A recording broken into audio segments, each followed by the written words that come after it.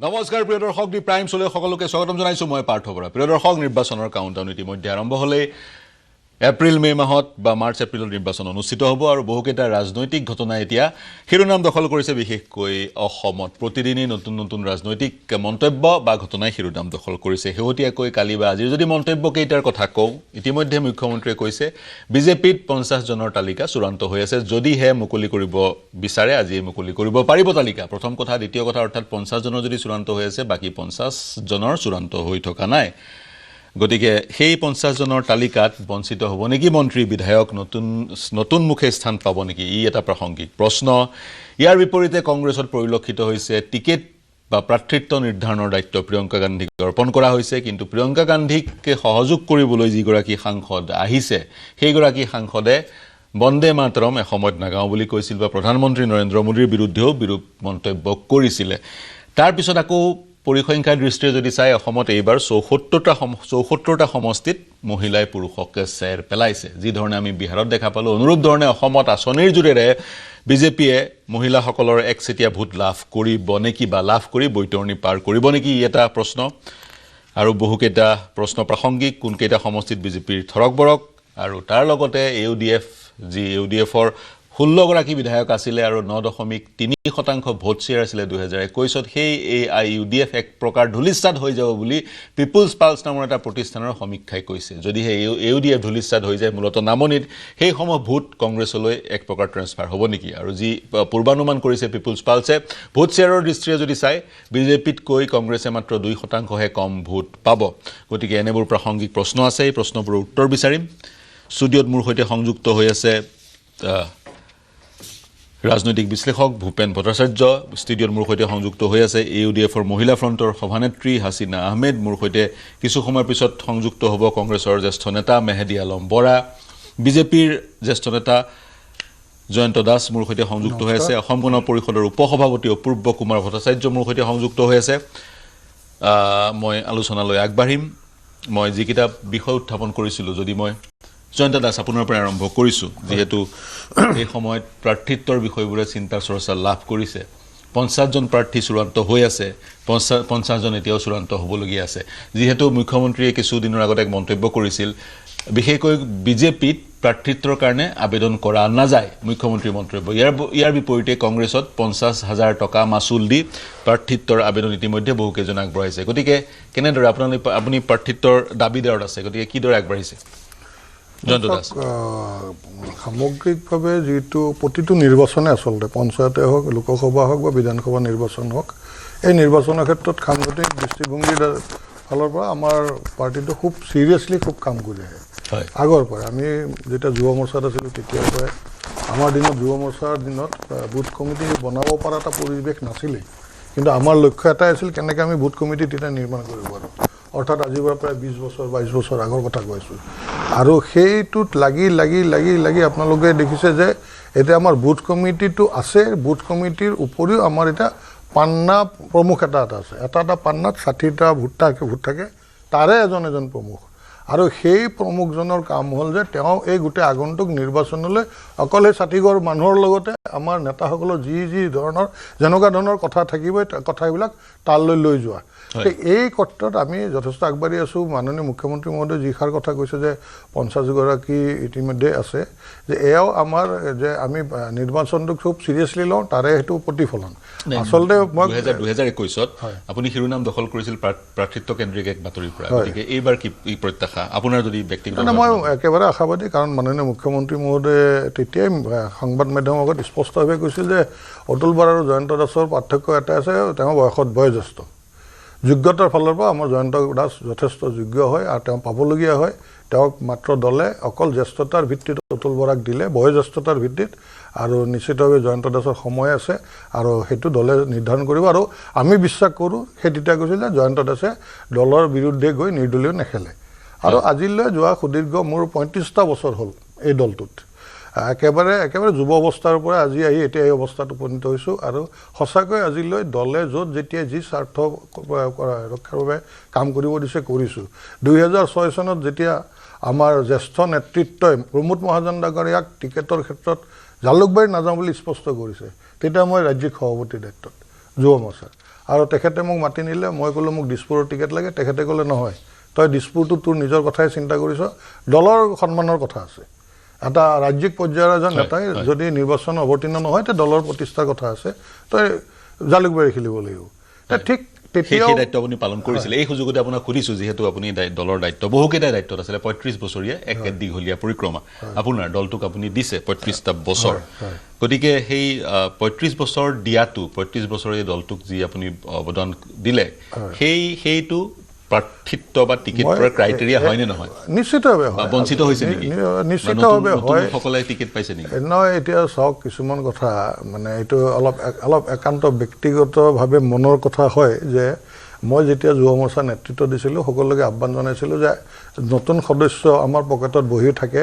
য'তে যাওঁ আমি এখন বহীখন লওঁ কিছুমানে আমাক দেখি পলায়ো আৰু যেতিয়া আহিছিল তেতিয়া এটাই কৈছিলোঁ যে মোৰ যুৱ মৰ্চাৰ অন্ততঃ যুৱ নেতৃত্বক গোটেই অসমত কৈছিলোঁ যে 10 বছৰ দলক সংগঠনক সময় দে আৰু মোৰ সেই আহ্বান আছিল সেই সময়ত সেই আহ্বানটো পপুলাৰ আছিল সেই সময়ত আৰু 10 বছৰৰ পিছত চিন্তা কৰিবি আৰু ময়ো নিজেও 10 বছৰ সম্পূৰ্ণ দলক সেৱা কৰাৰ পিছত প্ৰথম 2001ত মই আবেদন কৰিছিলোঁ দিছপুৰৰ পৰা আৰু সেইকাৰণে এইবাৰ মই 100% আশাবাদী যে মোক যিহেতু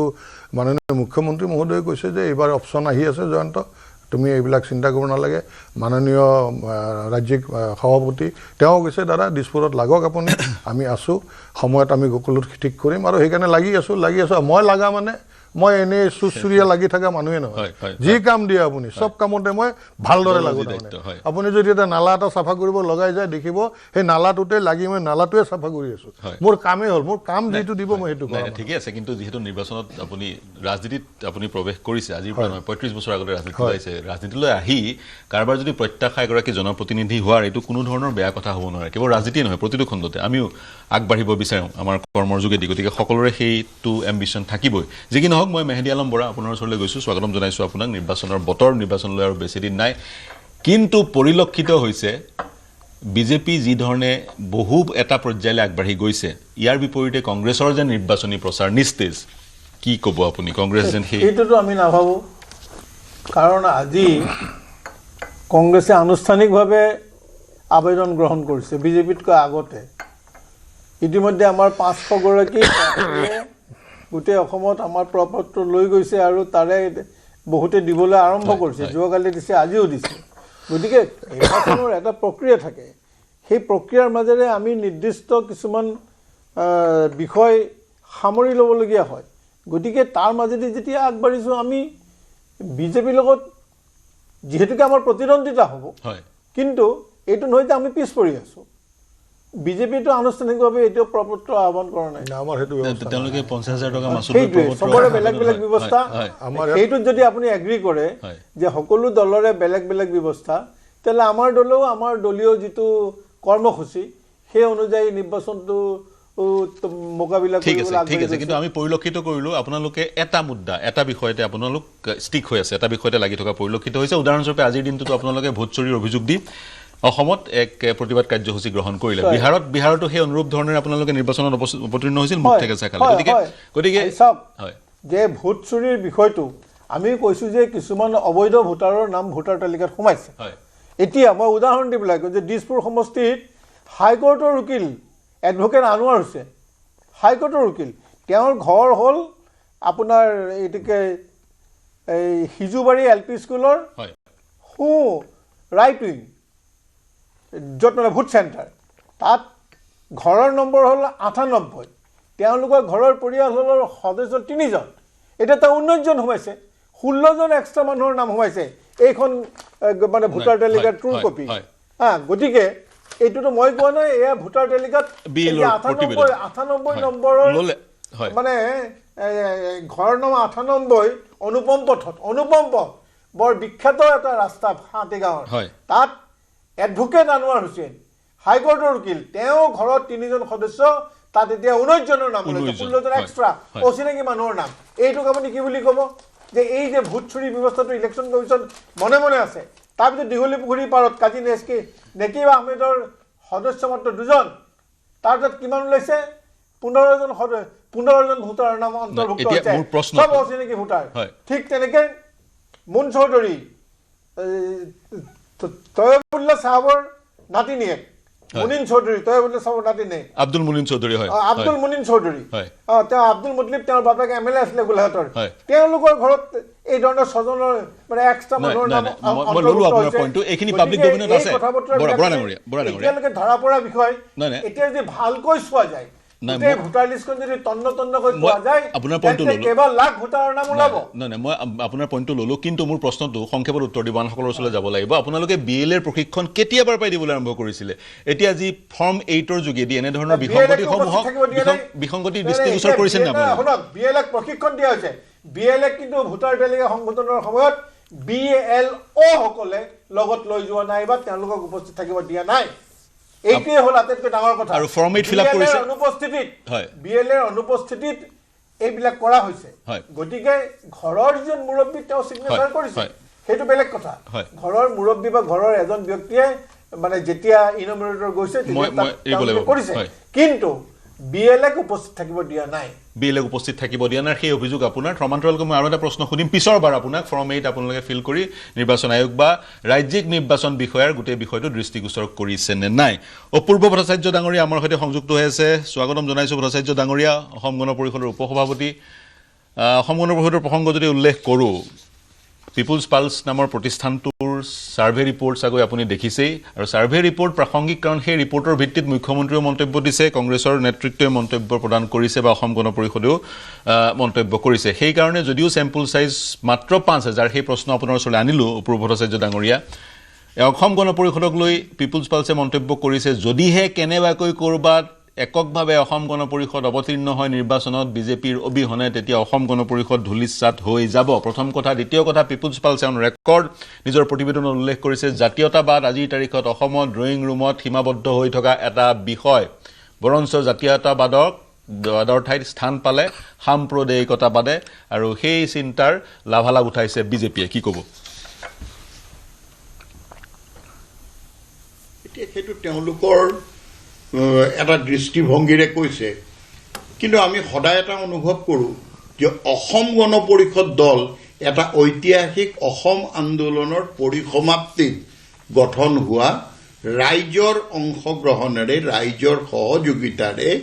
আৰু ৰাইজৰ আশীষেৰে একমাত্ৰ আঞ্চলিক ৰাজনৈতিক দল আৰু এই ৰাজনৈতিক দলটো গঠন হোৱাৰ 2.5 মাহৰ পিছতে কিন্তু ৰাজ্যত চৰকাৰ গঠন কৰিবলৈ সমৰ্থ হৈছে সেই দৃষ্টিভংগীৰে আগবঢ়া অসম গণ পৰিষদক লৈ আজিৰ দিনত হয়তো মানে আমি বিজেপিৰ লগত মিত্ৰতাত আছোঁ কাৰণে গোটেই কথা বতৰাবিলাক সলনি কৰি বা একপক্ষীয়ভাৱেও এটা ধাৰণা মনত গঢ় ল'ব পাৰে আৰু আফটাৰ অল হিউমেন বিইংছেই গোটেই কথাখিনি কৰিছে গতিকে মই অসম গণ পৰিষদৰ এজন সেৱক মই জাতীয়তাবাদক অগ্ৰাধিকাৰ দিওঁ মোৰ দৃষ্টিত আঞ্চলিকতাবাদেহে ৰাজ্যখনক আগবঢ়াই নিব পাৰে আৰু সেই মোৰ দৃষ্টিভংগীটোৰে মই আগবাঢ়োতে ৰাজ্যখনৰ বিকাশৰ স্বাৰ্থত ৰাজ্যখনৰ উন্নয়নৰ স্বাৰ্থত ৰাজ্যত বসবাস কৰা বিভিন্ন জাতি জনগোষ্ঠী খিলঞ্জীয়া জনগণৰ সুৰক্ষাত ভৱিষ্যতৰ স্বাৰ্থত এখন সমৃদ্ধিশালী ৰাষ্ট্ৰ নিৰ্মাণৰ স্বাৰ্থত কিন্তু ভট্টাচাৰ্য ডাঙৰীয়া বাৰম্বাৰ প্ৰথমবাৰ নহয় মই সুধিব বিচাৰিছোঁ প্ৰথমবাৰ নহয় বাৰম্বাৰ তেনেধৰণৰ প্ৰশ্ন উত্থাপিত কৰা হয় অসম গণ পৰিষদ আজিৰ তাৰিখত কেইজন 9জন বিধায়কেৰে শাসক দলৰ সহযোগী 2জনকৈ মন্ত্ৰী তেনেস্থলত এই প্ৰসংগটো আমি অৱকাশ পাওঁ সংবাদ মাধ্যমে বা ময়ে বহুবাৰ অৱকাশ পাইছোঁ এই প্ৰশ্নটো আপোনাৰ ওচৰলৈ লৈ গৈছোঁ আৰু সেই সময়ত আপোনালোকে কৈফিয়ত বাৰম্বাৰ দি থাকিবলগীয়া হয় কি বুলি ভাবে এই এক ক'ৰবাত নহয় ক'ৰবাত ষড়যন্ত্ৰ হ'ব পাৰে নেকি কি বুলি ভাবে বাৰম্বাৰ কৈফিয়ত আপোনালোকে দি থাকিব লাগে অসম গণ পৰিষদ এনেকৈ জন্ম হৈছিল এইটো এটা পাৰচেপশ্যন এইটো নেৰেটিভ ক্ৰিয়েট কৰা হৈছে আৰু এই নেৰেটিভটোক আমি ভুল প্ৰমাণ কৰিবৰ কাৰণে আমি শব্দৰ যুদ্ধত অৱতীৰ্ণ হ'ব খোজা নাই আমি অসম গণ পৰিষদ দলে 2025 বৰ্ষটো আমি এটা সাংগঠনিক উত্থানৰ বৰ্ষ হিচাপে লৈছিলোঁ আৰু এইবাৰ কৈছোঁ যে অপ্ৰতিৰোধ ৰাজনৈতিক যাত্ৰা আমি বিগত বৰ্ষত এখন দিগদৰ্শন বৈঠক পাতিছোঁ এই যিবিলাক কথা বজাৰত আমাৰ বিৰুদ্ধে মেলি দিয়া হয় আমাৰ সম্পৰ্কত এটা ধাৰণা গঢ় দিব। কিন্তু মই যদি এই কথাষাৰ এনেকৈ কওঁ যে অসম গণ পৰিষদ অবিহনে ৰাজ্যত স্থায়ী চৰকাৰ এখন গঠন কৰাটো কিন্তু সম্ভৱ নহয়। এইটো কথাও কিন্তু অসম গণ পৰিষদ দলৰ প্ৰতিগৰাকী তৃণমূলৰ কৰ্মীৰ ভিতৰত এটা দৃঢ় মনৰ মনোভাৱ আছে। এতিয়া আমাৰ কথাটো হ'ল আমি এই ধৰণৰ ধাৰণাৰে অসম গণ পৰিষদ দল বিচলিতও নহয়। মই আপোনাক এৰিব লাগিব। আমি কৌশল আমি নিজে গ্ৰহণ কৌশল আপোনালোকে আৰু মই এটা কথা আপোনাৰ আৰম্ভণিতে কৈ থব পাৰোঁ, আমি আমাৰ কৌশলমৰ্মে দিগদৰ্শন বৈঠকৰ পিছত ঠায়ে ঠায়ে অসম গণ পৰিষদ দলৰ পতাকাৰ তলত হাজাৰ হাজাৰ নহয় ক'ৰবাত এককভাৱে বিজয় সাব্যস্ত কৰিব পৰাকৈ পৰিৱেশ হৈছে। গতিকে আপুনি বৰ ডাঙৰ কথা এটা ক'লে, অসম গণ পৰিষদ অবিহনে স্থায়ী চৰকাৰ এখন অসমত নহয়, গুৰুত্বপূৰ্ণ কথা। আৰু এটা নেৰেটিভৰ সৃষ্টি কৰি থাকিব বিচৰা হয় আপোনালোকৰ বিৰুদ্ধে। মই হাছিনা আহমেদ আপোনাৰ ওচৰলৈ আহিব বিচাৰিম। সেই একে প্ৰতিষ্ঠানটোৰে আন এক মন্তব্য, AUDF এইবাৰ যিহেতু AUDF এককভাৱে অৱতীৰ্ণ হ'ব নিৰ্বাচনত, গতিকে সহযোগী দলৰ কথাটো নাহে, মিত্ৰতাৰ কথাটো নাহে, গতিকে এককভাৱে নিৰ্বাচনত অৱতীৰ্ণ হ'ব। এইবাৰ AUDF ধূলিসাৎ হ'ব। 3.5% ভোটলৈ ভোট শ্বেয়াৰলৈ অৱনমিত হ'ব AUDF, আৰু MLAৰ সংখ্যা 1-2জন মানহে থাকিব। বৰ্তমান আপোনালোকৰ বিধায়কৰ সংখ্যা 16জন নে 15জন, আৰু আপোনালোকৰ ভোট শ্বেয়াৰো সেই সিমান 9% মানতেই হ'ব, 8-9% মান। তেনেস্থলত আপোনালোকৰ ভোট শ্বেয়াৰ 3%লৈ আহিব। আৰু ইয়াৰ কাৰণটো পিপুলছ পালছে ক'ব বিচাৰে, আপোনালোকৰ বিশেষকৈ আপোনালোকৰ যিসকল ভোটাৰ বংগমূলীয় ইছলাম ধৰ্মী লোকসকল, তেওঁলোকৰ মাজত এটা ধাৰণাৰ সৃষ্টি হৈছে আপোনালোকৰ দলটোৰ বিজেপিৰ সৈতে এটা গোপন বুজাবুজি আছে। কি ক'ব? চাওক, লোকসভাৰ নিৰ্বাচনৰ সময়ছোৱাৰ সেই সময়ত যিটো পৰিৱেশ আছিলে সেই পৰিৱেশটো এতিয়া নাই। আৰু দ্য পিপলছ পালছৰ যিটো অপিনিয়ন পোল, কালি মই চালোঁ সেইটো ৰিপৰ্ট মতে তেওঁলোকে যিটো এটা ৰিপৰ্ট ওলাইছে, মই ভাবোঁ যে নিৰ্বাচন আহিলে এনেকুৱা ধৰণৰ কিছুমান সংস্থাই ধৰক কিছুমান ৰিপৰ্ট ওলাব, কিন্তু তেওঁলোকে ডাটাটো কি বেচিছত লৈছে বা কিমানখিনি মানুহক কভাৰ কৰিছে, কিমানখিনি ঠাই তেওঁলোকে কভাৰ কৰিছে, তাতো প্ৰশ্নবোধক চিন আছে। কিন্তু আপোনাৰ 40 জন প্ৰতিটো সমষ্টিত চেম্পল চাইজ 40, বহুত কম হয়। আৰু য'ত আপোনাৰ ভোটাৰ তালিকা চালে যথেষ্ট, য'ত 2.5 লাখ 3 লাখলৈকে ভোটাৰ আছে। গতিকে মই নাভাবোঁ যে এইটো একজেক্ট অপিনিয়ন পুলটো হ'ব বুলি। মোৰ কথা হ'ল যে লোকসভাৰ নিৰ্বাচনৰ সময়ছোৱাত সেইটো এটা বেলেগ পৰিৱেশ আছিলে। তাৰপিছত আপোনাৰ পঞ্চায়তৰ নিৰ্বাচন গ'ল। আমাৰ ভোটিং পাৰ্চেণ্টেজ যদি আপুনি চাই লোকসভাতকৈ আমাৰ পঞ্চায়তত যথেষ্ট বাঢ়িছে। আৰু এইবেলি 26ৰ নিৰ্বাচন সমাগত, আৰু আমি ইতিমধ্যে আমাৰ নেতা হজৰত মৌলানা বদৰুদ্দিন আজমল আল কাছিমি চাহাবৰ লগত আমি নামনি অসমত গৈছোঁ, আমি কৰ্মী সভা কৰিছোঁ, আমাৰ কৰ্মীসকলক লগ পাইছোঁ, আমি গ্ৰাউণ্ডত গৈছোঁ, মানুহৰ লগত লগ কৰিছোঁ, আমি ঘূৰিছোঁ। গতিকে দিনে নিশাই য'ত আমাৰ কৰ্মীসকল আমি প্ৰত্যেকেই সমষ্টিত আছোঁ। গতিকে সেইটো চাই পেলাই আমি দেখিছোঁ যে সেই আগৰ যিটো লোকসভাৰ সময়ছোৱাৰ যিটো পৰিৱেশ, সেই পৰিৱেশটো এতিয়া নাই। এতিয়া মানুহবিলাকে আকৌ আজমল চাহাবৰ হয় সেই পৰিৱেশটো এতিয়া নাই। চাওক, সেই সময়ছোৱাত এটা বেলেগ পৰিৱেশ আছিলে যে ৰাহুল গান্ধী ডাঙৰীয়া তেখেত প্ৰধানমন্ত্ৰী হ'ব, ৰকিবুল হুছেইন ডাঙৰীয়া মিনিষ্টাৰ হ'ব, এটা বেলেগ ধৰণৰ পৰিৱেশ আছিলে। আৰু সেই সময়ত তেওঁলোকে চাওক, তেওঁলোকৰ এটা কি, তেওঁলোকে কংগ্ৰেছে কনভিন্স কৰিছিলে মানুহবিলাকক, ঘৰে ঘৰে গৈ পিনে কনভিন্স কৰিছিলে, যিটো মানুহৰ সেই সময়ত মানুহে এইটো মানি লৈছিলে। কিন্তু পৰৱৰ্তী সময়ছোৱাত আপুনি যদি দেখে, যেতিয়া আপুনি চাইছে যে উচ্ছেদৰ সময়ছোৱাত মানুহবোৰ পাগল হৈ আছিলে, যেতিয়া আপোনাৰ ৰকিবুল হুছেইন ডাঙৰীয়া উচ্ছেদৰ সময়ছোৱাত কিন্তু তেওঁলোকে মানুহৰ কাষত, সেই দুৰ্ভগীয়া লোকৰ কাষত যোৱা নাই। পিছত যেতিয়া খবৰ ল'ব গৈছে, মানুহবোৰে কলা পতাকা দেখাইছে, মানুহবোৰে সেই তেওঁৰ খেদি পঠিয়াইছে, তাৰ পৰা তেওঁলোকৰ বিধায়কসকল ঘৰৰ পৰা ওলাব পৰা নাই। গতিকে এই যে এটা পৰিৱেশ, এইটো আমি দেখিছোঁ, আৰু মানুহে এতিয়া আজমল চাহাবক বিচাৰি আছে। এইটো স্পষ্ট কথা, মানুহে কৈছে আমি এটা ভুল কৰিছোঁ, আৰু এইবেলি আমি আকৌ আজমল চাহাবক বিচাৰোঁ। গতিকে যদিও তেখেতে এতিয়ালৈকে কোৱা নাই যে ইলেকশ্যন খেলিম, কিন্তু আমি আমাৰ দলৰ ফালৰ পৰা আমি বিচাৰিছোঁ যে তেখেতে খেলক, আৰু মানুহৰ নিশ্চিতভাৱে বিজেপিৰ মুখ্যমন্ত্ৰী পৰ্যায়ৰ এটা ভাষ্য আহিছে যে অসমত যিসকল মুছলমান বা সংখ্যালঘু লোক বা বংগমূলীয় ইছলাম ধৰ্মী লোকসকল, সততে যিসকলক আমি মিয়া বুলি কওঁ, তেওঁলোকৰ আজিৰ যি অৱস্থা, সেই অৱস্থাৰ কাৰণ হৈছে কংগ্ৰেছ। চাওক কোনোবা নহয় কোনোবাখিনিত আচলতে আমাৰ ভুল, আমাৰ মানুহৰ ৰাজনৈতিকভাৱে ইমান সচেতন নাছিলে আৰু আমাৰ এলেকাবোৰত চাওক শিক্ষাৰ হাৰটো ইমান নাছিলে। এতিয়া আমি আমাৰ সেই ঠাইসমূহ মই এগৰাকী সংখ্যালঘু,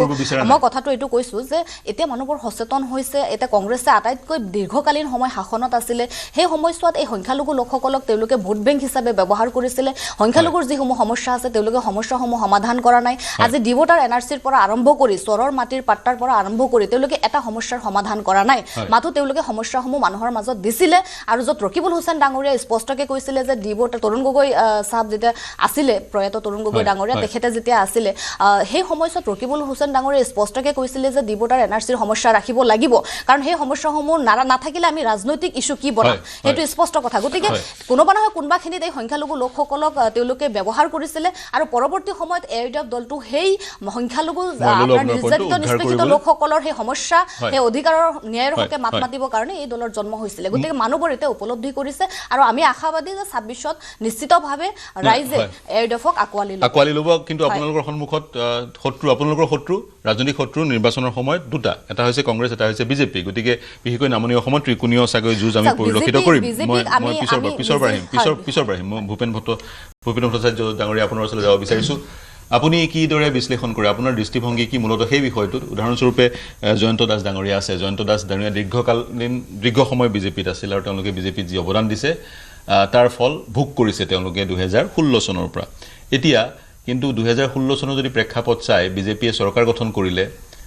আন দলৰ লোক যেতিয়া বিজেপিলৈ আহিল সেই দলৰ লোকসকলে নেতৃত্ব বহন কৰিলে আৰু বিজেপিয়ে চৰকাৰ গঠন কৰিলে। আপোনাৰ দৃষ্টিভংগী কি? যিসকল নতুনকৈ বিজেপিলৈ আহিলে সেইকাৰণে বিজেপিয়ে চৰকাৰ গঠন কৰিব পাৰিলে নে পূৰ্বৰ সেই জয়ন্ত দাস সদৃশ যিসকল পুৰণি নেতা তেওঁলোকে যি অৱদান আগবঢ়াইছিল সেই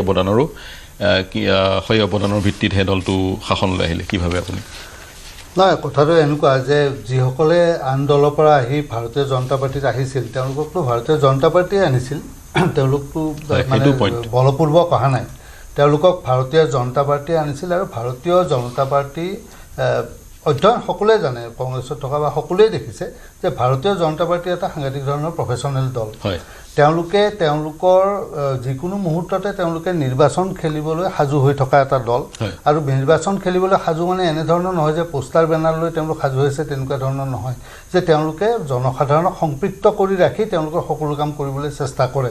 এইবাৰেই নহয়, আমি আগৰ পৰাও দেখিছোঁ, দিল্লীতো দেখিছোঁ, অইন ঠাইতো দেখিছোঁ যে ভাৰতীয় জনতা পাৰ্টী কিন্তু তেওঁলোকৰ কাৰ্যসূচীসমূহ এনেধৰণে কৰে যাতে তাত যাতে মেক্সিমাম জনসাধাৰণ ইনভলভ কৰি ৰাখিব পাৰে। গতিকে তেওঁলোকে যেতিয়া 16ত চৰকাৰখন গঠন কৰিছিল তেতিয়া হয় ডক্টৰ হিমন্ত বিশ্ব শৰ্মা তেওঁৰ সহযোগীসকল আহি পেলাই ভাৰতীয় জনতা পাৰ্টীত যোগদান কৰিছিল। ভাৰতীয় জনতা পাৰ্টীয়ে তেওঁলোকক গ্ৰহণ কৰিছিল আৰু গ্ৰহণ কৰাৰ পিছত ভাৰতীয় জনতা পাৰ্টীয়ে ইয়াত চৰকাৰ গঠন কৰিছিল। আৰু এনেকুৱা নহয় যে কেৱল নতুনকৈ অহা সকলেই যে চৰকাৰখন কৰিছিল আৰু পুৰণিসকলক বাদ দিছিল, তেনেকুৱা নহয়। আৰু সেইবাবেই পুৰণিসকলেও আৰু নতুনসকলেও লগ লাগি চৰকাৰ চলাইছিল আৰু আজি 10 বছৰ সম্পূৰ্ণ কৰিব ওলাইছিল ভাৰতীয় জনতা পাৰ্টীয়ে। যি কংগ্ৰেছ দলে ইয়াত 15 বছৰ শাসনভাৰ চলাইছিল একেৰাহে, সেই কংগ্ৰেছ দলৰ আঁতৰাই ভাৰতীয় জনতা পাৰ্টীয়ে ইয়াত চৰকাৰ গঠন কৰিলে 16 চনত, কৰি এতিয়াও 10 বছৰ কমপ্লিট কৰিব ওলাইছে। তৃতীয়বাৰৰ কাৰণে তেওঁলোকে চৰকাৰ গঠন কৰিব পাৰিম বুলি এটা বিশ্বাসেৰে তেওঁলোকে অৱতীৰ্ণ হৈছে। আৰু কমপ্লিট 3টা মাহ পাছত আজি 6 জানুৱাৰী আৰু হয়তো 6-7 এপ্ৰিল মানত প্ৰথম দিনা ভোট গ্ৰহণ হ'ব পাৰে, মোৰ এটা অনুমান যে যদি 2টা পৰ্যায়তে হয় তেতিয়াহ'লে বিহুৰ আগতে আমাৰ ইয়াত ভোট গ্ৰহণ যোৱাবাৰো হৈছিল, এইবাৰো হ'ব। 26-27 ফেব্ৰুৱাৰী মানত হয়তো নিৰ্বাচন ঘোষণা হ'ব, কোড অফ কণ্ডাক্ট আৰম্ভ হ'ব। গতিকে এই 3টা মাহৰ থকা সময়ত একোটা প্ৰক্ৰিয়া থাকে যে কংগ্ৰেছ দলে তেওঁলোকে যেনেদৰে আবেদন গ্ৰহণ কৰিছে, UDF দলেও আবেদন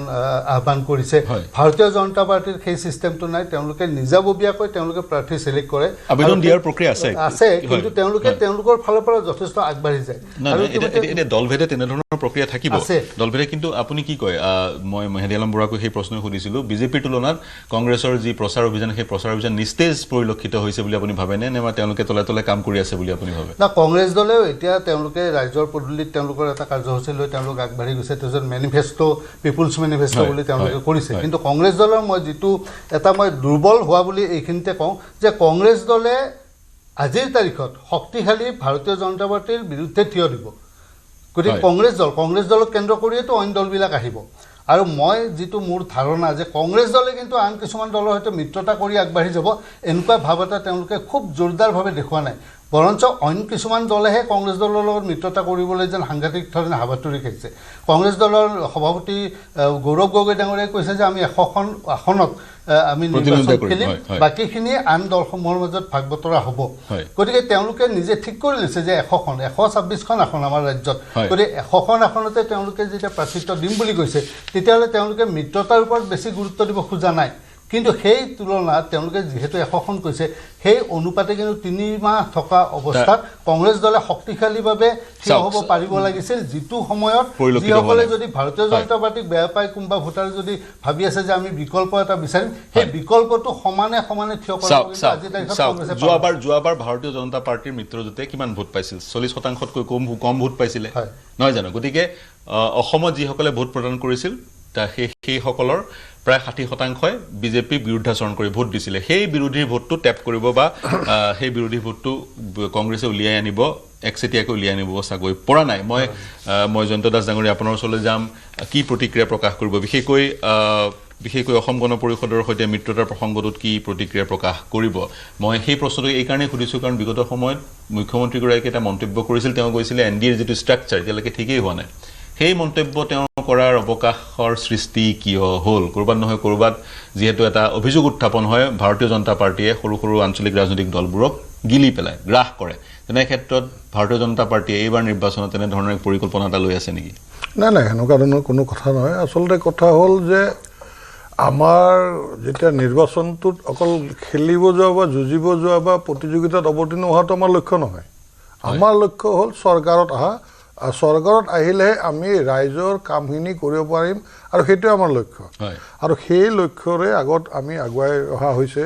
আৰু এটা কথা যে যিটো এলায়েন্সৰ ৰূপৰেখাটো আগৰ পৰাই সেনেকুৱা ধৰণৰে আছে ৰেচিঅ'টো তেনেকুৱাই আছে খুব বেছি খালখলনি নহয় এতিয়া তাৰপিছত আমাৰ এনেও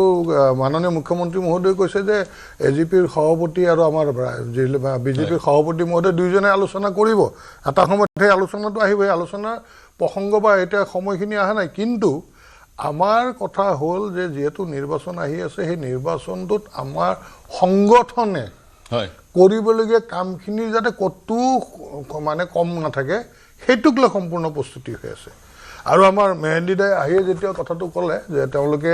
এখোজ আগবাঢ়ি আছে কাৰণ তেওঁলোকে ইতিমধ্যে এপ্লিকেশ্যন লৈছে আমাৰ আকৌ এপ্লিকেশ্যন কোনো কথাই অহা নাই তাৰমানে আমাৰ সেইবিলাক কোনো ছিষ্টেম নাই দিলেও আপত্তি নাই মই যেটো ভাবি আছো যদি মই যাই দি আহো মোৰ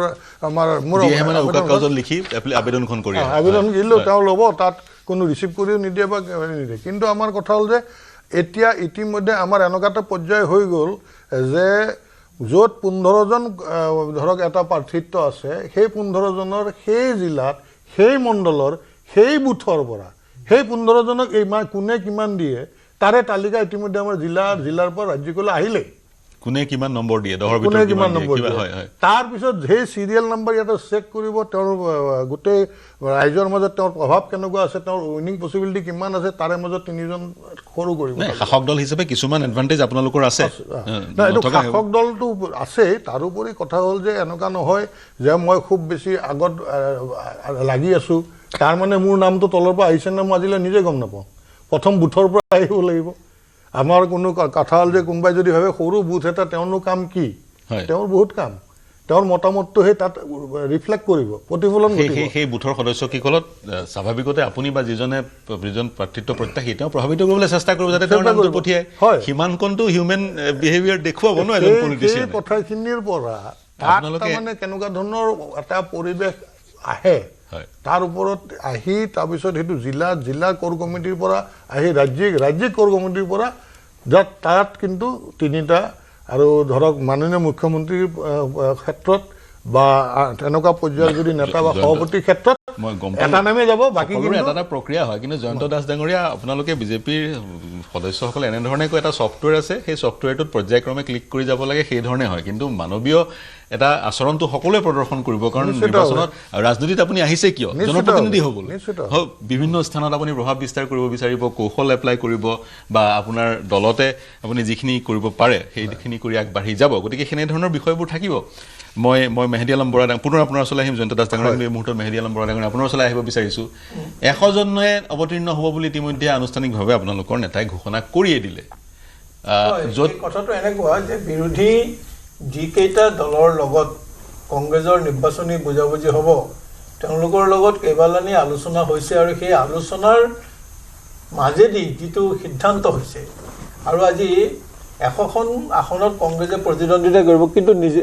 নিৰ্দিষ্টভাৱে চিহ্নিত কৰা হোৱা নাই 100খন কিন্তু বিৰোধীসকলকো সেই সুযোগটো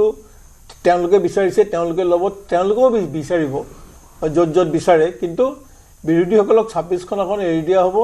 এই কথাটোত একেলগে বহি বিৰোধী আটাইকেইটা দলে কংগ্ৰেছকে লৈ আটাইকেইটা দলে একমতত উপনীত হৈছে গতিকে একমতত উপনীত হোৱাৰ পিছত ইয়াতো এটা আসন ভাগ কৰাৰ ক্ষেত্ৰত কোনো ধৰণৰ আপুনি একমতত উপনীত হৈছে বুলি কৈছে কিন্তু আপোনালোকৰ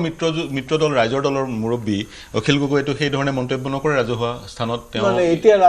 অখিল গগৈয়ে কিন্তু আপত্তি কৰা নাই যেতিয়া 100 জন 26খন আসন এৰি দিয়াৰ প্ৰশ্নটো আহিল তেতিয়া কিন্তু অখিল গগৈয়ে সমৰ্থন কৰিছে এতিয়া কিন্তু অখিল গগৈৰ কোনো মানে বিৰূপ মন্তব্য আপুনি শুনিব নাপায়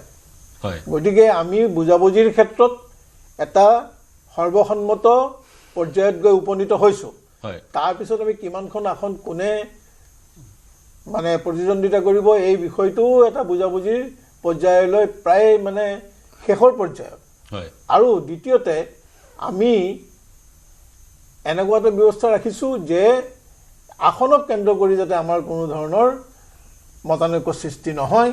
তাৰ বাবে আমি এইবাৰ যিটো মূল উদ্দেশ্য আমাৰ যে বিজেপিক শাসনৰ পৰা অপসাৰিত কৰা সেই নিৰ্দিষ্ট লক্ষ্যৰ পৰা আমি ডাঠি ক'ব পৰা পৰ্যায়ত কোনো নাথাকে আজি তাৰিখত বিজেপিও ডাঠি ক'ব পৰা পৰ্যায়ত নাই যদিহে এগৰাকী প্ৰাৰ্থীক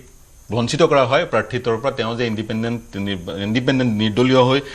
প্ৰাৰ্থী হিচাপে অৱতীৰ্ণ নহ'ব সেই কথা নিশ্চিতি প্ৰদান কৰিব পৰা নাযায় কিন্তু মই আপোনাক সংক্ষেপত সুধিব বিচাৰিছোঁ প্ৰিয়ংকা গান্ধীয়ে নিৰ্ধাৰণ কৰিব অসমত প্ৰাৰ্থিত্ব কংগ্ৰেছৰ তেওঁক সহযোগ কৰিব এগৰাকী উত্তৰ প্ৰদেশৰ সাংসদে ইমৰান মাছুদ তেওঁৰ নামটো যদি তিনিগৰাকী তাৰে এগৰাকীৰ মই নামটো লৈছোঁ কাৰণ সেইগৰাকীৰ নাম লোৱাৰ উদ্দেশ্যটো হৈছে সেইগৰাকীয়ে বিগত সময়ত বন্দে মাতৰম মৰ বন্দনা কৰা নাছিলে তেওঁ অস্বীকাৰ কৰিছিলে দ্বিতীয়তে প্ৰধানমন্ত্ৰীৰ বিৰুদ্ধেও বিৰূপ মন্তব্য কৰিছিল গতিকে তেনেধৰণৰ ব্যক্তিয়ে যদি অসমত কংগ্ৰেছৰ টিকেট নিৰ্ধাৰণ কৰে তেতিয়া বিজেপি এটা ইছ্যুৱে পায় তেওঁ কংগ্ৰেছ দলৰ সদস্য হ'ল আৰু আজি তেওঁ কংগ্ৰেছ দলৰ সদস্য হিচাপে জনপ্ৰতিনিধি তেতিয়া তেওঁ মানে বন্দে মাতৰম গায়েই মানে সভাত থিয় হ'ব লাগে গতিকে তেওঁ বন্দে মাতৰম নোগোৱাৰ কোনো প্ৰশ্নই নাই আজিৰ দিনত অতীতত তেওঁ কি আছিল সেইটো বেলেগ কথা কিন্তু আজি কিন্তু তেওঁ বন্দে মাতৰম গায়ে সভা যোগদান কৰে গতিকে তেওঁ অকল মানি লোৱাই নহয় প্ৰেক্টিকেলি কাৰ্যক্ষেত্ৰতো বন্দে মাতৰমটো গায়েই কংগ্ৰেছৰ সভাত যোগদান কৰিবলগীয়া হয় কাৰণ আমি আৰম্ভণিতে বন্দে মাতৰমটো গাওঁ হয় গতিকে বন্দে মাতৰম নোগোৱাৰ কোনো কথা নাথাকে নোগোৱাৰ কোনো কথাই নাইকিয়া আৰু দ্বিতীয়তে এজন নহয় মই স্পষ্ট কৰি দিছোঁ যে প্ৰিয়ংকা গান্ধী হ'ল স্ক্ৰিনিং কমিটিৰ অধ্যক্ষা আৰু তেওঁৰ অন্তৰ্গত 3জন সদস্য দিয়া হৈছে আৰু সেই 3জন সদস্যৰ উপৰিও তাত আৰু 3জন সদস্য উপস্থিত থাকিব তেওঁলোক হ'ল আমাৰ কংগ্ৰেছ দলৰ ৰাজ্যিক সভাপতি গৌৰৱ গগৈ ডাঙৰীয়া আৰু অসম বিধায়িনী কংগ্ৰেছ বিধায়িনী দলৰ দলপতি দেৱব্ৰত শইকীয়া আৰু অসমৰ যিগৰাকী সাধাৰণ সম্পাদক ইনচাৰ্জ AICCৰ তেখেত হ'ল জিতেন্দ্ৰ তেওঁ উপস্থিত থাকিব কিন্তু অলৰেডি অভিযোগ উত্থাপন হৈছে এই 7জনক লৈ ললো হয় এটি অসমৰ ৰাজ্যে কিন্তু অলৰেডি যিটো অভিযোগ উত্থাপন হৈছে আপোনালোকে 3 পৰা 5 কোটি টকা বিভিন্ন সমষ্টিৰ কাৰণে ল'লে গতিকে সেইকেইটা সমষ্টি স্ক্ৰিনিং কমিটিৰ কথা নাথাকে আৰু অভিযোগ উত্থাপন হৈছে আমি কৈছোঁ যে যিকেইটা সমষ্টি আমি বিৰোধী দলক তাত যিসকলে টকা জমা দিছে সেই টকাটো তেওঁলোক ঘূৰাই দিয়ে নহয় যিটো সমষ্টিত আপোনালোকে 3 পৰা 5 কোটি টকা ল'লে যিটো অভিযোগ আমি 50,000 টকাটো আমি মানে এইটো কি কয় এপ্লিকেশ্যন ফিজ হিচাপে লোৱা হৈছে দলীয় পুঁজিলৈ বৰঙণি আৰু সেইটো একেবাৰে মানে ৰচিদ পত্ৰ দি বেংকত বেংক ড্ৰাফ্ট যোগে জমা লোৱা ইয়াৰ বাদে 1 টকাও কাৰো পৰা লোৱা নাই তাৰ পৰা কোনো টকা পইচা লোৱা নাই গতিকে বেংক ড্ৰাফ্ট যোগে জমা লোৱা হৈছে বেংক ড্ৰাফ্ট লোৱা হৈছে যদি তেওঁ প্ৰাৰ্থিত্ব নাপায় সেই 50,000 তেওঁ ঘূৰাই পাব নহয় পাতে চবেই নাপায় এই 26খন আসনত ঘূৰাই পাব 26খন আসনত ঘূৰাই পাব যিখন আসনত হয় 26খনত ঘূৰাই নাপায় ল'লো আপোনাৰ পইণ্ট ল'লো অসম গণ পৰিষদৰ ওচৰলৈ যাব বিচাৰিছোঁ অপূৰ্ব ভট্টাচাৰ্য ডাঙৰীয়া আপোনাৰ ওচৰলৈ যাব বিচাৰিছোঁ অসম গণ পৰিষদৰ কথা আমি বিভিন্ন সময়ত পাতি আছিলোঁ গতিকে আপোনালোকৰ বিভিন্ন বৈঠকতো আপোনালোক মিলিত হৈছে গতিকে আপোনালোকৰ নিৰ্বাচনত যিহেতু অৱতীৰ্ণ হ'ব আপোনালোকৰ এজেণ্ডা বা মূল কি প্ৰথমটো বিষয় থাকিব যিটো বিষয় লৈ আপোনালোক ৰাইজৰ মাজলৈ যাব প্ৰথম কথা চাওক অসম গণ পৰিষদ দল সম্পৰ্কত মানে এটা খুব সীমিত সংখ্যক মানুহৰ চেম্পল ছাৰ্ভেৰে যিটো পাৰ্চেপশ্যন দিব খোজা হৈছে মই সেই বিষয়ত একো নকওঁ কিন্তু আমি তাতোকৈ দৃঢ় মনৰ আৰু শক্তিশালীভাৱে নিজক নিৰ্বাচনৰ কাৰণে প্ৰস্তুত কৰিছোঁ এইটো হ'ল সত্য কথা অন্য হাতেদি এখন সুৰক্ষিত অসম এখন সমৃদ্ধিশালী অসম বিভিন্ন জাতি জনগোষ্ঠীৰ সুৰক্ষিত ভৱিষ্যত এইটো হ'ল আমাৰ প্ৰথম আৰু প্ৰধান লক্ষ্য লগতে যুৱ শক্তিক যুৱ প্ৰজন্মক যিটো কৰ্মবিমুখতাৰ বিপৰীতে তেওঁলোকক কৰ্মদক্ষ কৰি তোলাটো আমাৰ আহি থকা সময়ৰ প্ৰথম আৰু প্ৰধান লক্ষ্য আৰু অসম গণ পৰিষদ যিহেতুকে এক অস্তিত্ব ৰক্ষাৰ আন্দোলনৰ পটভূমিত জন্ম হৈছিল গতিকে স্বাভাৱিকতে অসমৰ ভৌগোলিক চাৰিসীমা সুৰক্ষিত ৰখাৰ পৰা আৰম্ভ কৰি অসমত বসবাস কৰা প্ৰতিজন ভাৰতীয় প্ৰতিজন খিলঞ্জীয়া প্ৰতিগৰাকী অসমী আইৰ সন্তানক সুৰক্ষা প্ৰদান কৰাৰ বাবে আমি বদ্ধপৰিকৰ এই ভাৰতীয় বুলি কওঁতে মই ইণ্টাৰফেয়াৰ কৰিছোঁ নাই ভট্টাচাৰ্য ডাঙৰীয়া ভাৰতীয় প্ৰতিজন ভাৰতীয় বুলি কওঁতে এই ভাৰতীয়ত নিঃসন্দেহে ভাৰতবৰ্ষৰ বিভিন্ন প্ৰান্তৰ পৰা আহি অসমত বসবাস কৰা লোকসকল আছে তাৰ সমান্তৰালে 1971 চনৰ পূৰ্বত অসমলৈ আহি বাংলাদেশৰ পৰা বা ইষ্ট পাকিস্তানৰ পৰা আহি যিসকলে নাগৰিকত্ব পালে সেইসকলো আছে বিভিন্ন ধৰণৰ ভাৰতীয় আছে নেকি অসম চুক্তিয়ে যিসকলক ভাৰতীয় বুলি স্বীকৃতি দিছে সেইসকল আমাৰ দৃষ্টিত ভাৰতীয় আমি ধৰ্মৰ ভিত্তিত বিভাজন নকৰোঁ কিন্তু প্ৰথম আৰু প্ৰধান লক্ষ্য কিন্তু খিলঞ্জীয়াৰ সুৰক্ষিত ভৱিষ্যত সেইটো এটা পোষ্ট নাই আৰু সমান্তৰালভাৱে আমি ৰাজ্যখনতে কৃষিভিত্তিক অৰ্থনীতি গঢ়ি তোলাৰ বাবেও ইতিমধ্যে আমাৰ দলৰ মাননীয় সভাপতি ডাঙৰীয়া সেই বিভাগৰ মন্ত্ৰী হোৱাৰ সুবাদতে আজি আমি সেই দিশত এটা কিন্তু আপোনালোক যেতিয়া ৰাইজৰ ওচৰলৈ যাব ৰাইজে যেতিয়া আপোনালোকক সুধিব 6 জনগোষ্ঠীৰ জনজাতিকৰণ 10 বছৰ থাকি নকৰিলে আপোনালোকে 10 বছৰ শাসনত থাকি অসম চুক্তিৰ ৰূপায়ণ 6 নং দফাৰ ৰূপায়ণ নকৰিলে তেতিয়া কি ক'ব নকৰাৰ প্ৰশ্নটোতো অহা নাই সেই দিনবোৰ গ'ল এতিয়া সলনি হ'ল এতিয়া অসম চুক্তিৰ 6 নং দফাৰ বিপ্লৱ শৰ্মাৰ প্ৰতিবেদনেই এতিয়া কাৰ্যকৰীকৰণৰ দিশত এটা এটাকে আগবাঢ়িছে এতিয়া সেই বিষয়টো নাহে এতিয়া মানুহক লাগে প্ৰথম কথা উন্নয়ন বিকাশ আৰু এক সুৰক্ষিত ভৱিষ্যত এইটো আমি এই কথা বতৰাবিলাকৰ ক্ষেত্ৰত অলপো হিন্দেৰি হোৱাটো বিচৰা নাই আৰু আমি হ'বলৈকো নিদিওঁ হয় মই পুনৰ আপোনাৰ ওচৰলৈ আহিম মই এইবাৰ আহিব বিচাৰিছোঁ AODF-ৰ ওচৰলৈ তাৰ পিছত মই ভূপেন ভট্ট ডাঙৰীয়া আপোনাৰ ওচৰলৈ আহিম হাছিনা গতিকে এই মুহূৰ্তত কি প্ৰতিক্ৰিয়া প্ৰকাশ কৰিব আৰু আপুনি সেই নিৰ্বাচন কেন্দ্ৰিক কিবা ক'ব বিচাৰিছেনে প্ৰথমতে ক'লে বদৰুদ্দিন আজমল ডাঙৰীয়াই বিধানসভা নিৰ্বাচনত অৱতীৰ্ণ হ'ব বিশেষকৈ নামনি অসমত আপুনি ক'লেই যে উচ্ছেদ এটা মূল বিষয় উচ্ছেদিত লোকসকলৰ ওচৰলৈ কংগ্ৰেছ যোৱা নাই আন কি বিষয় লৈ আপোনালোক নিৰ্বাচনত অৱতীৰ্ণ হ'ব চাওক সমস্যাৰে ভৰপূৰ আমাৰ এই নিৰ্যাতিত নিষ্পেষিত জনগোষ্ঠী এই জনগোষ্ঠীটোৰ যি সমস্যা এটাৰ পিছত এটাকৈ সমস্যাৰ তেওঁলোকে ভুগি আছে বিশেষকৈ এই বুলি যদি আপুনি চাই উচ্ছেদ লৈ পিনে বিজেপিয়ে যিটো এটা খেল খেলিছে তেওঁলোকক যি ধৰণে উচ্ছেদ কৰিছে কিছুমানক জাননী দি কিছুমানক জাননী এদিন আগত এনেকুৱা ধৰণৰ তেওঁলোকে সেই ৰুলছ ৰেগুলেশ্যন ভায়লেশ্যন কৰিছে গতিকে এই যে মানুহবোৰক নিৰ্যাতন কৰিছে গতিকে এই চৰকাৰক কেনেকৈ উফৰাব লাগে আমাৰ মাইনৰিটিৰ মানুহখিনি বিশেষকৈ নামনি অসমৰ মানুহখিনিৰ মাজত সেইটো এটা ভাৱ আহি গৈছে আৰু তাৰ মাজতে যদি আপুনি এইটো চাই যে কংগ্ৰেছৰ যিসকল বিধায়ক বা যিসকল নেতা আছে বিশেষকৈ নামনি অসমৰ কথাটো মই ক'বলৈ বিচাৰিম যে তেওঁলোকে কিন্তু সেই উচ্ছেদ বা এই যেতিয়াই সমস্যা আজি মাটিৰ সমস্যা আছে তেওঁলোকক মাটিৰ আপোনাৰ হেৰি কৰা নাছিলে পাট্টা দিয়া নাছিলে গতিকে সেই মানুহবোৰ ক্ষোভিত হৈ আছে ভিতৰি গতিকে এই মানুহবোৰৰ নহয় নিৰ্বাচনৰ সময়ছোৱাত তাৰ প্ৰত্যুত্তৰ দিব প্ৰত্যুত্তৰ দিব নিশ্চিতভাৱে আৰু তাৰ সমান্তৰালকে 22টা সমষ্টিত মুখ্যমন্ত্ৰীয়ে সলতে কৈ থাকে 22টা সমষ্টি একেবাৰে ৱাক অভাৰ সেই সমষ্টি কেইটাৰ পৰা ইছলামধৰ্মী বংগমূলীয় বিধায়ক জয়ী হৈ আহিব তেনে ক্ষেত্ৰত আপোনালোকে দাবী কৰিছে 35টা সমষ্টিত আপোনালোক অৱতীৰ্ণ হ'ব আৰু এইবাৰ কংগ্ৰেছতকৈ অধিক আসন পাব এই 20টা 22টা অতিৰিক্ত হবে বাকি কোন কেইটা সমষ্টিত আপোনালোকে চকু দিছে চাওক আমাৰতো বিশেষভাৱে ইতিমধ্যে আজি আমাৰ সভাপতি মাননীয় হজৰত মৌলানা বদৰুদ্দিন আজমল কাছিমি সাহেবে ইতিমধ্যে মুম্বাইলৈ গ'ল আৰু যোৱাৰ পূৰ্বে তেখেতে সংবাদ মাধ্যমৰ আগত উল্লেখ কৰিছে 30টাকৈ সিটত আমাক প্ৰাৰ্থী দিব আৰু তাৰ উপৰিও আমাৰ মহিলা দুগৰাকীক ইতিমধ্যে ডিক্লেয়াৰে দিছে মোক আৰু মীনাক্ষী বাইদেউ গতিকে সেইখিনি দিব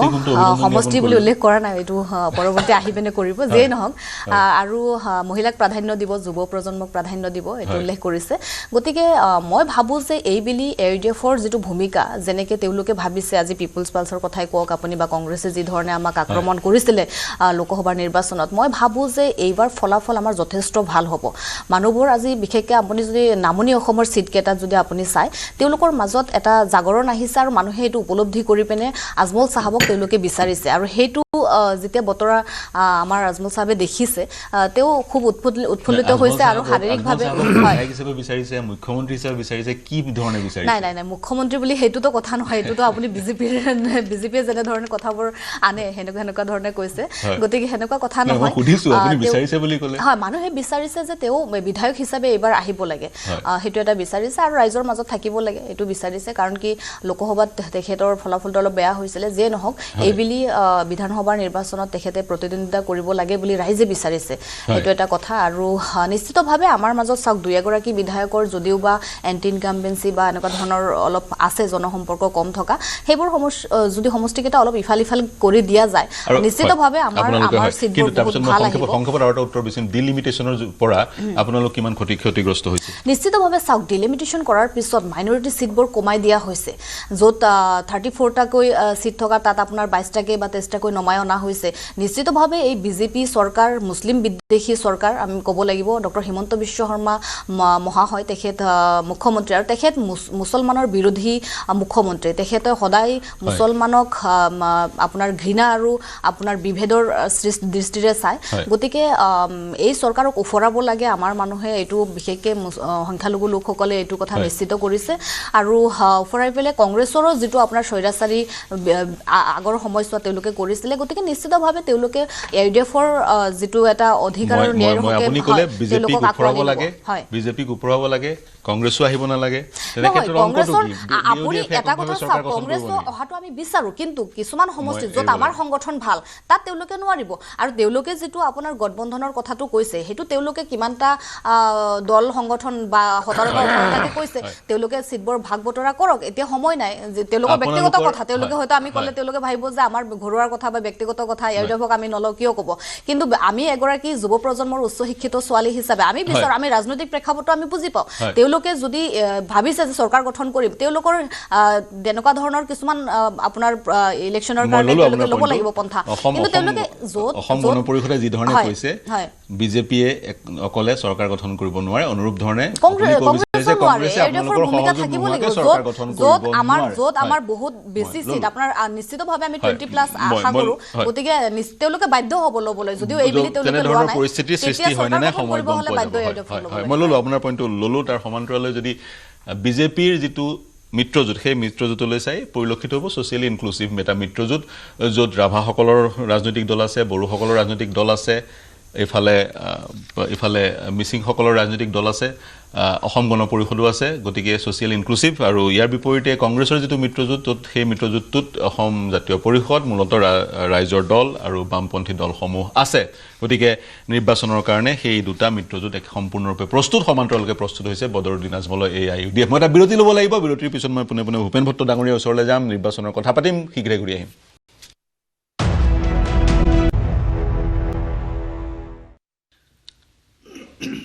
নমস্কাৰ প্ৰিয় দৰ্শক বিৰতিৰ পিছত সকলোকে স্বাগতম জনাইছোঁ 14 মিনিট সময় সকলোৰে ওচৰলৈ যাবলৈ প্ৰয়াস কৰিম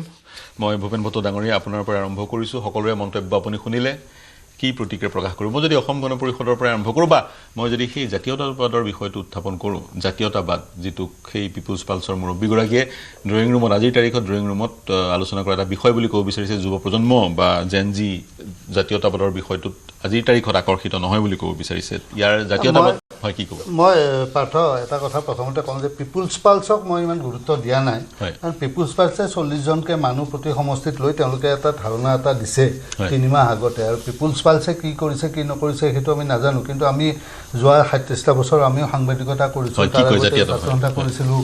আমিও অসমৰ কথা জানো গতিকে জাতীয়তাবাদ বা কথাটো এনেকুৱা নহয় যে এতিয়া শেহতীয়াভাৱে আপুনি চাওক যে অসম আন্দোলন হ'ল অসম আন্দোলন 6 বছৰীয়া অসম আন্দোলন হ'ল আৰু প্ৰায় 5টা দশক ধৰি পোনপটীয়াকৈ 5টা দশক ধৰি অসমৰ খিলঞ্জীয়া বা অসমীয়া মানুহে এটা সংগ্ৰাম কৰি আহিছে অস্তিত্বৰ এটা পৰিচয় অস্তিত্বৰ সংকট আৰু সেই সংকটটো কিন্তু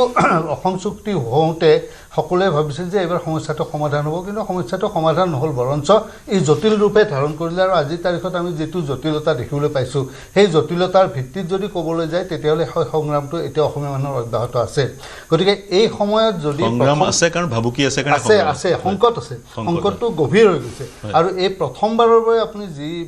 হওক যে প্ৰথমবাৰৰ বাবে আমি এটা শ্বহীদ স্মাৰক ক্ষেত্ৰ পালোঁ তাত প্ৰথমবাৰৰ বাবে ভাৰতৰ প্ৰধানমন্ত্ৰী আৰু গৃহমন্ত্ৰী আহি আনুষ্ঠানিকভাৱে শ্ৰদ্ধাঞ্জলি জনাই অৰ্থাৎ ন্যায্যতা প্ৰদান কৰিলে বা স্বীকৃতি এটা প্ৰদান কৰিলে বুলি মই ভাবোঁ প্ৰথম কথা দ্বিতীয় কথা ইমিগ্ৰেণ্টছ এক্সপালছন এক্ট 1950 সেই এক্টখন যেতিয়া সুপ্ৰিম কোৰ্টে উনুকিয়াই দিলে তাৰ পাছত যেতিয়া অসম চৰকাৰে সেই চুক্তিখন ৰূপায়ণ কৰি পেলাই এতিয়া পুছবেক কথাটো আৰম্ভ হৈছে গতিকে প্ৰথমবাৰৰ বাবে হয়তো এটা অনুপ্ৰৱেশকাৰী যাক ডিক্লেয়াৰ্ড ফৰেনাৰ্ছ বুলি কোৱা হয় সেই ফৰেনাৰ্ছ হয়তো পুছবেক কৰাৰ প্ৰথা এটা আৰম্ভ হৈছে গতিকে মই সেই কথাবিলাকো আছে দ্বিতীয় কথাটো হ'ল যে যদি নিৰ্বাচন এটা খেলিবলগীয়া হয় আজিৰ তাৰিখত মই এইটো আগৰ ফৰ্মুলাৰ কথা কোৱা নাই আজিকালি ছ'চিয়েল মিডিয়া হৈছে ইয়ং ভোটাৰ বাঢ়িছে মহিলা ভোটাৰ বাঢ়িছে আপুনি নিজে কৈছে 74 কনষ্টিটুৱেঞ্চিত 74টা সমষ্টিত মহিলা ভোটাৰ বাঢ়িছে গোটেই বহুত কথা হৈছে গোটেই পৃথিৱীখন সলনি হৈ গৈছে এতিয়া ভেনিজুৱেলাত কি হৈ আছে সেই কথাটো নখদৰ্পণ তৎক্ষণাত এটা শিশুৱেও ক'ব পৰা হৈ গৈছে গতিকে এনে এটা অৱস্থাত যদি ভাৰতীয় জনতা পাৰ্টিক প্ৰতিহত কৰিবলৈ যিবিলাক দলে আগবাঢ়ি আহিছে বা প্ৰতিহত কৰিব পাৰিম বা প্ৰতিহত কৰিবলৈ তেওঁলোকে নিৰ্বাচনত অৱতীৰ্ণ হ'ব বিচাৰিছে তেতিয়াহ'লে সেই দলবিলাকেও একোটা তেওঁলোকৰ কংক্ৰিট আঁচনি ৰাইজৰ আগত থিয় কৰাব লাগিব যে কাৰোবাক যদি নিগেটিভ ভোট আশা কৰা দিন এতিয়া নাই এতিয়া গোটেই কথাটো কংক্ৰিট প্ৰপ'জেল আহিব লাগিব বা কংক্ৰিট প্ৰস্তাৱ ৰাইজৰ আগত থাকিব লাগিব যে আমি এইখিনি কথা আমাৰ আছে আমাৰ পৰিকল্পনাত আছে এই কামখিনি কৰিম কাৰণ কিছুমান কথা মই আজি কওঁ বিশেষকৈ মোৰ ধাৰণাটো কওঁ যে কোন দল ৰাজনৈতিক দল বুলি কোৱা নাই যে আমি আমাৰ যিবিলাক ইণ্ডাষ্ট্ৰি আছিল সেই ইণ্ডাষ্ট্ৰি কিছুমান চলি আছিল আমাৰ ইয়াত অইল ইণ্ডাষ্ট্ৰি আছিল টি আছিল কিন্তু আমি এটা ছেমি কণ্ডাক্টৰ ইণ্ডাষ্ট্ৰি পাবলৈ গৈ আছোঁ যেনেকৈ নহওক সেইবোৰে ভোটাৰক প্ৰভাৱিত কৰিব আজিকালি যিবিলাক যুৱক চাম তেওঁলোকেতো সেইবিলাক কথাই ভাবে যে আমি আধুনিকতম প্ৰযুক্তিৰ যিটো এটা মানচিত্ৰ বিশ্বৰ এই আধুনিকতম প্ৰযুক্তিৰ মানচিত্ৰত অসমৰ জাগিৰোড তাৰমানে জাগিৰোডৰ জৰিয়তে অসমখনে তাত স্থান লাভ কৰিব এখন এলিভেটেড কৰিডৰ পাবলৈ গৈ আছোঁ 18 জানুৱাৰীত প্ৰধানমন্ত্ৰী ডাঙৰীয়াই ইয়াত আহি সেইখনৰ আধাৰশিলা স্থাপন কৰিব সেই কথাবিলাকতো ইমান দিন সপোনেই হৈ আছিল কাজিৰঙাৰ ওপৰৰ এলিভেটেড কৰিডৰ হ'ব ঠিক তেনেধৰণৰ কথা কিছুমান আছে গতিকে মই ভাবোঁ যে অসমৰ পৰিস্থিতি পৰিৱেশ বহুত আগবাঢ়ি গৈছে বহুত সলনি হৈছে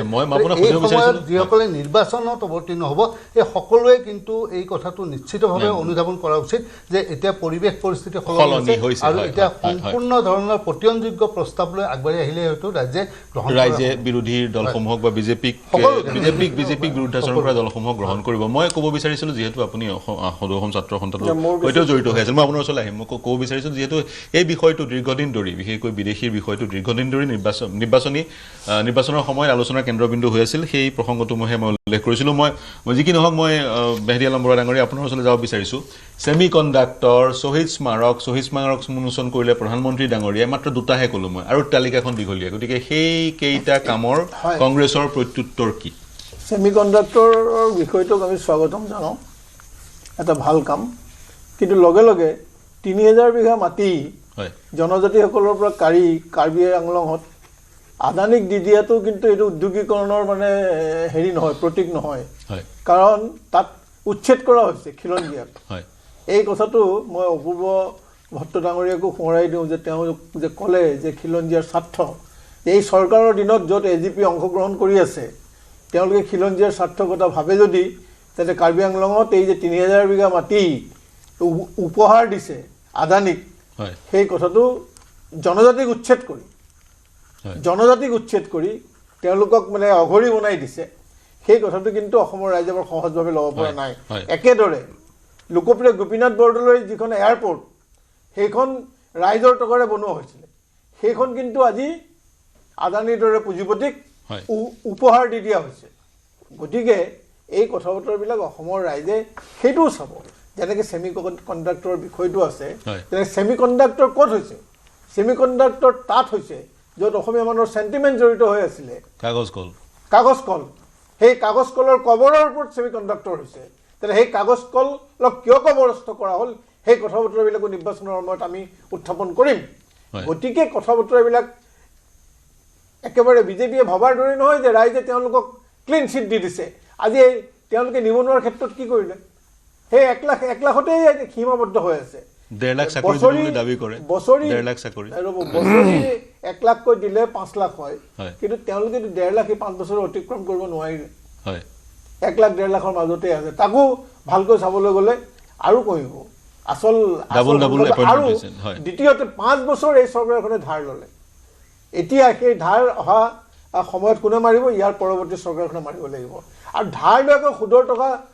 ক'ৰ পৰা দিছে ধাৰৰ টকাৰে দিছে গতিকে আত্মনিৰ্ভৰশীল নহয় চৰকাৰখনৰ অৰ্থনৈতিক অৱস্থাটো এই কথা বতৰাবিলাক আমি উত্থাপন কৰিম গতিকে কেগে আজি উত্থাপন কৰিছে যে অসমৰ গোটেই অৰ্থনৈতিক অৱস্থাটোক এই চৰকাৰৰ দিনত হিমন্ত বিশ্ব শৰ্মা ডাঙৰীয়াৰ চৰকাৰৰ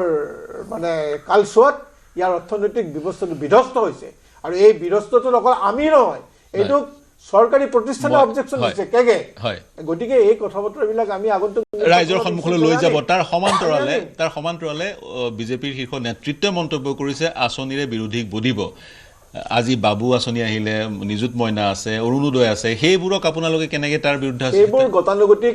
সেইবোৰ গতানুগতিক আৰু ফেব্ৰুৱাৰীত 8,000 নে 5,000 টকা অৰুণোদয় আঁচনি অৰুণোদয় আঁচনি কংগ্ৰেছ চৰকাৰৰ দিনতো আছিলে বিহাৰক পাহৰি নাযাব কিন্তু আপোনালোকে কংগ্ৰেছ চৰকাৰৰ দিনতো আছিলে আজি এইটোকে MN ৰেগা মহাত্মা গান্ধী সেইটো নাম সলনি কৰা হৈছে সেই আঁচনি কংগ্ৰেছৰ দিনৰে আঁচনি গতিকে আঁচনিবোৰ চৰকাৰৰ আঁচনিবোৰ দলৰ নহয় আৰু যি আঁচনিৰ বিনিময়ত ধন দিয়া হয় সেইটো ৰাইজৰ টকা চৰকাৰৰ টকা সেইটো কোনো দলৰ দলীয় পুঁজিৰ টকা নহয় এটা বিভ্ৰান্ত ভুল ধাৰণা দিবলৈ যত্ন কৰা হৈছে যে বিজেপিয়ে দিছে নহয় চৰকাৰে দিছে বিজেপি নেতৃত্বাধীন চৰকাৰখনে পৰিচালনা কৰিছে মাত্ৰ চৰকাৰখনক পৰিচালনাই কৰিছে তেওঁলোকে ধন কিন্তু ৰাইজৰ ধন টেক্সৰ ধন ৰাইজৰ সংগৃহীত ধনেৰে আজি চৰকাৰী আঁচনিবোৰ মই ললো আপোনাৰ ৰূপায়ণ কৰা হৈছে নিখন্দেহে চৰকাৰী আঁচনিবোৰ টেক্স পেয়াৰৰ পইচাৰে সেই চৰকাৰক ৰাইজক তেনে গ্ৰহণযোগ্য আপোনাৰ পইণ্টটো যুক্তি আঁচনিবিলাক কণ্টিনিউ হ'ব যেনেকৈ কংগ্ৰেছৰ আঁচনি বিজেপিয়ে কণ্টিনিউ কৰিছে বন্ধ আপোনাৰ পইণ্টটো ললো আপুনি অৰ্থাৎ বিজেপিৰ অৰুণোদয় বা আন আঁচনিবোৰ কংগ্ৰেছৰ চৰকাৰ আহিলে কণ্টিনিউ হ'ব মই জয়ন্ত দাস ডাঙৰীয়া আপোনাৰ ওচৰলৈ যাম মাত্ৰ এটা মই অবজাৰভেশ্যন দিব বিচাৰিছোঁ গ্ৰহণযোগ্য টেক্স পেয়াৰৰ পইচাৰে আঁচনিবোৰ দিয়া হয় কিন্তু যিকেইটা পইণ্ট বৰা ডাঙৰীয়ে উত্থাপন কৰিলে সেই পইণ্টকেইটা ৰাইজৰ মাজৰে ৰাইজে পতিয়ন যোৱাকৈ কেনে কংগ্ৰেছে লৈ যাব পাৰিবনে নাই সেইটো লক্ষণীয় হ'ব মই জয়ন্ত দাস ডাঙৰীয়া কি প্ৰতিক্ৰিয়া প্ৰকাশ কৰিব চাওক তেখেতে যিটো কৈছে আঁচনি জনতাৰ টকাৰে সেইটোতো সকলোৱে জানে মাত্ৰ পাৰ্থক্যটো কি জানে নাই কংগ্ৰেছৰ দিনৰ আঁচনিত দুজনীয়া আঁঠুৱা বুলি দিয়া আঁঠুৱাত এজন শুলে আন এজন শুব নোৱাৰা কম্বলখন ভৰি পিনে ল'লে মূৰটো নাথাকে মূৰটো পিনে ল'লে ভৰি পিনে ওলাই থকা সেইটো ৰাইজৰ ক'ব দিয়ক এতিয়া কথা হ'লগৈ মোক ক'ব দিয়ক যিটো সঁচা কথা আৰু অন্ততঃ সেই আঁঠুৱা কম্বলৰ ৰাজনীতিৰ পৰা অন্ততঃ আজি তাৰিখত কোনো দালাল ৰাজ নোহোৱাকৈ পোনপটীয়াকৈ আঁচনিৰ ফলপ্ৰসূ আঁচনিসমূহৰ হাতত পৰিছে আৰু সেইকাৰণে আৰু কংগ্ৰেছে এতিয়া বাধ্য হৈছে যে ভাৰতীয় জনতা পাৰ্টিৰ নেতৃত্ব চৰকাৰে কৰা ভাল আঁচনিখিনি তেওঁলোকে কণ্টিনিউ কৰিব যদি চৰকাৰত আহে ভাবক কণ্টিনিউ কৰিব মানে 70 বছৰৰ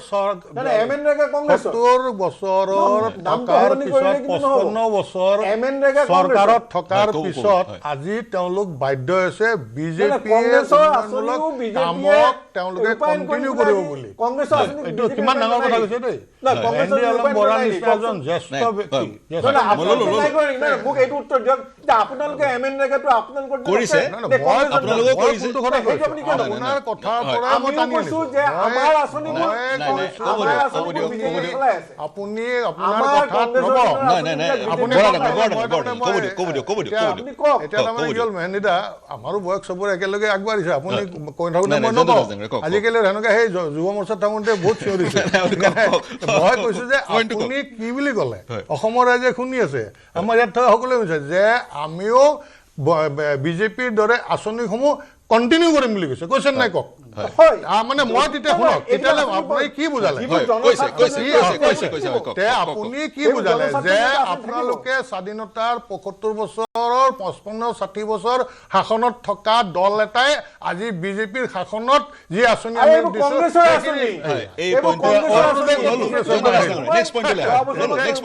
আপুনি যিখিনি কৈছে মই সেইটো এতিয়া কথা হ'ল চাওক যে আজি আপোনালোক এটা কথা কওঁ স্পষ্টভাৱে যে নিৰ্বাচন আহি আছে বিশ্বাস কৰক গণতন্ত্ৰ তেতিয়া শক্তিশালী হয় যেতিয়া বিৰোধী শক্তিশালী হয় আজি মই বিচাৰোঁ ৰাজনীতিৰ হেৰিত থকা আজি ছাত্ৰ অৱস্থাৰ পৰা আছোঁ ছাত্ৰ সংগঠনৰ পৰা থকা যে বিৰোধী আজি এতিয়াও তেওঁলোকে যিটো প্ৰক্ৰিয়াত আছে সেই প্ৰক্ৰিয়াটো তাৰমানে আজিৰ তাৰিখতো তেখেতসকলে হস্পিটেলত থকা এজন পেচেণ্টৰ দৰে অৱস্থাত আছে আৰু আমাৰ সমকক্ষ হ'বলৈ নহয় আমাৰ সমকক্ষ হ'বলৈ আমি বিচাৰোঁ যে অতি সোনকালে এমাহৰ ভিতৰত আপোনালোকে আহক শক্তিশালীভাৱে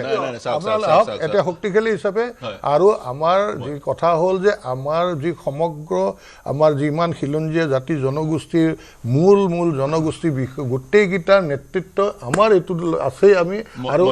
আমি সেইকাৰণে এতিয়া আমি আগন্তুক দিনত আমি পুনৰবাৰ চৰকাৰ কৰিবলৈ ৰাইজৰ সঁহাৰি লৈ চৰকাৰ কৰিবলৈ আমি আগবাঢ়ি আছো আহক আপোনালোকে শক্তিশালীভাৱে যাতে আমি অন্ততঃ সমগ্ৰ যুদ্ধত আমি যুদ্ধ কৰি ভাল মই যুদ্ধ হ'ব যুঁজ হ'ব এই বিৰোধী শাসক দলৰ পৰা বা শাসকীয় দলৰ পৰা বিৰোধী শক্তিশালী বিৰোধী লাগে বুলি এই মন্তব্য বিভিন্ন সময়ত কৰা আমি পৰিলক্ষিত কৰোঁ বিশেষকৈ কংগ্ৰেছ যেতিয়া শাসনত আছিলে 2010-2011 চনত অনুৰূপ মন্তব্য বিৰোধী শক্তিশালী বিৰোধী লাগে শক্তিশালী বিৰোধীটো যদি তেনেবোৰ মন্তব্য চলে যি কি নহওক মই অসম গণ পৰিষদৰ ওচৰলৈ শেষৰটো মন্তব্য কাৰণে যাব বিচাৰিম ভট্টাচাৰ্য ডাঙৰীয়া কি ক'ব প্ৰথম কথা কংগ্ৰেছৰ প্ৰতিনিধি কংগ্ৰেছৰ মুখপাত্ৰগৰাকীয়ে কোৱা বক্তব্য মই গুৰুত্ব সহকাৰে প্ৰত্যুত্তৰ দিছোঁ যে কাৰ্বি আলঙত উন্নয়ন বিকাশৰ লগতে নতুন প্ৰজন্মৰ সুৰক্ষিত ভৱিষ্যতৰ স্বাৰ্থত হয়তো কিছু অংশ খিলঞ্জীয়া মানুহেও উচ্ছেদৰ বলি হ'ব লগা হৈছে কিন্তু তেওঁলোকক স্থায়ী সংস্থাপন দিয়া হ'ব কাৰণ এয়া খিলঞ্জীয়াক উচ্ছেদ কৰি খিলঞ্জীয়া আমাৰ শত্ৰু নহয় বিকাশ আমাৰ লক্ষ্য খিলঞ্জীয়াৰ সুৰক্ষিত ভৱিষ্যত উচ্ছেদ কৰি আপোনালোকে পুঁজিপতি সংস্থাপন দিছে পুঁজিপতি সংস্থাপন আপোনালোকে মই কৈ লওঁ ক'ব দিয়ক মই আপুনি কওঁতে কোৱা নাই আপোনালোক ক্ষমতালৈ আহিলে এলিভেটৰ কৰিডৰ বাদ দিয়ক কাজিৰঙাৰ গড় কেইটাই মনে মনে প্ৰাৰ্থনা কৰে কংগ্ৰেছ যেন আৰু ক্ষমতালৈ আহিলে আমি গ্ৰহণটো আপোনালোকে মেট্ৰ' ৰেল বনাম বুলিও কৈছিলে কিন্তু কিবা কৰিলে জানো কংগ্ৰেছৰ মূল লক্ষ্য হ'ল নিৰ্বাচন আহিলে প্ৰাৰ্থীৰ পৰা টকা তোলা আৰু টকাৰ বিনিময়ত কংগ্ৰেছৰ প্ৰাৰ্থিত্ব দিয়া এইটো হ'ল কংগ্ৰেছৰ মূল ধৰ্ম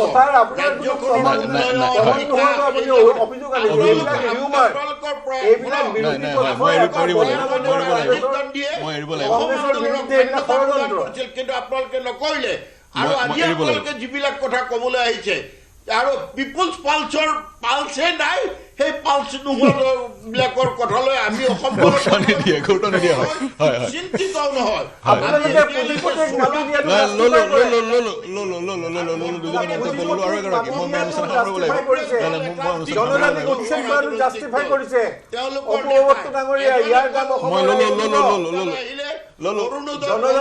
এৰিব বিচাৰিছো আৰু এগৰাকী প্ৰতিনিধি আছে ইউডিএফৰ ওচৰলৈ যাবলৈ মই সুযোগ দিয়ক জনসাধাৰণ নেক্সট এপিসোড ৰাইজৰ লগত আমি আছো মোক যাবলৈ আৰু সুবিধা ৰাইজে আমাক ললো আপোনাৰ পইণ্টটো ললো হয় হাসিনা সংক্ষেপত আপোনাৰ পৰা শেষৰটো মন্তব্য হয় তেখেতে আৰু এটা কথা মই ক'ব বিচাৰিম যে অগপৰ প্ৰাৰ্থী প্ৰবক্তাগৰাকী এটা কথা ক'লে যে খিলঞ্জীয়াক যিখিনি উচ্ছেদ কৰা হৈছে তেওঁলোকক সংস্থাপন দিয়া হ'ব তাৰ মানে কি আপোনালোকে বাছি বাছি খালি মুছলমান বা মিয়াসকলক উচ্ছেদ কৰিব সেইটো টাৰ্গেট নেকি যে আপোনালোকে খালি মিয়াসকলকে উচ্ছেদ কৰিব তেওঁলোকক সংস্থাপনৰ কথা নকয় আপোনালোকৰ টাৰ্গেট কি আপোনালোকে খিলঞ্জীয়াসকলক উচ্ছেদ তাৰ মানে কি তেওঁলোকে চৰকাৰী ভূমিত নাছিলে নেকি চৰকাৰী ভূমিত যদি মিয়াসকল থাকে তেওঁলোকক উচ্ছেদ কৰা হ'ব খিলঞ্জীয়াসকল থাকিলে উচ্ছেদ কৰা নহ'ব খিলঞ্জীয়াসকলক আপোনালোকে